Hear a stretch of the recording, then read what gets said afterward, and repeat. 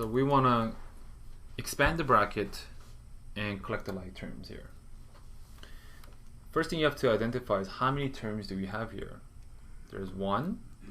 A bracket groups separate terms into one term. Okay, so we have one term. This is multiplication, so it's still one term. So we have 1, 2, 3. This term here is complicated. It's got a bracket, it's got other stuff around it, right? The ones that doesn't have a bracket, leave them alone. So the 2x and the 7y, leave them alone. Here, we know how to expand this. Now we expand it carefully. Only 3 first. Like this. I'm still gonna have a bracket because I didn't take care of the negative yet. Or you don't use the negative. Yeah, I'm gonna do one at a time. But can you do it? You can do it all together. I'm gonna do this one at a time. Oh. So 3x, you get 15, right? 3 times 5 is 15y, right? And then I'm gonna multiply the negative in, like a negative 3x, negative 15y, right? That's it. When I open the bracket, now I have 1, 2, 3, 4 terms. And a term is by definition separated by a plus and minus. So none of these are, you cannot multiply any of them. Okay, you can only add. So which two can you add? The like terms. So these two are both x. So we can say 2 minus 3x.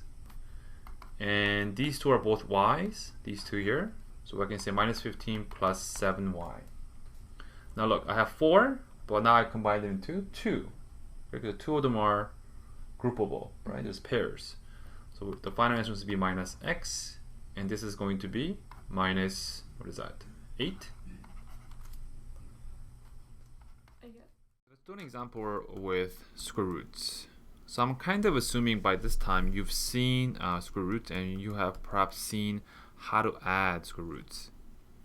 So let's start with an example. Let's say I have root 2 and plus root 3.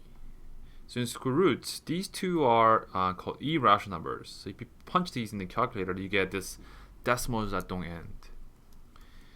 Okay, so common mistakes are to add numbers inside. But this, if you punch this in the calculator, will not equal to these two. In fact, if these two roots are not exactly the same, there's no way we can combine these two.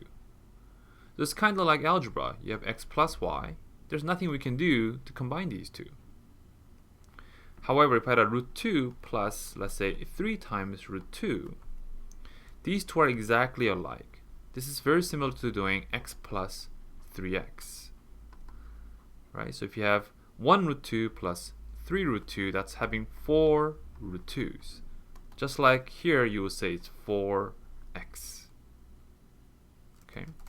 Tricky cases occur when you have a root 2, let's say, plus and a root of 8. So they look different, they're not alike. However, roots have a property that if you have a product of a perfect square inside the root, in this case we do, it's 4 times 2, and 4 is a perfect square. So if we have root 2 plus, right, we can pull that out.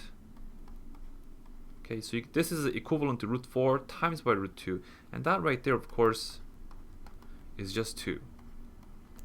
We can combine these two to say this is 3 root 2. Okay? So this is an important technique. If you haven't seen that, make sure you try and ask the teacher a few other examples like that. For example, root 27 is one. Let's see,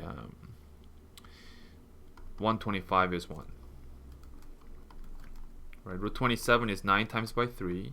So we can say this is, if we pull this out, it's 3 root 3. This is 25 times by 5. So you can pull that out and it becomes square root of 25. It's a perfect square, so it's 5 root 5. Okay, so let's do an example with variables and roots. So for example, if you have 2 root 2x, right, plus, okay, plus root 2x. And remember, these are like algebra expressions now. So you can see that this and this is exactly the same. So if you group that, really we have 2 of this plus 1 more of the same thing. So it's 2 plus 1 more of root 2x. So we can say this is 3 root 2x. Okay. Let's do something that looks similar but a little bit different. 2, let's say root 2 x plus root 3 x. Now here the root part is not the same. However, x is the same. In this case, all we can do is actually just factor out the x, okay, and have the numbers 2 root 2 plus root 3 inside. Using distribution property, we can confirm that if you multiply this in, we get back to this.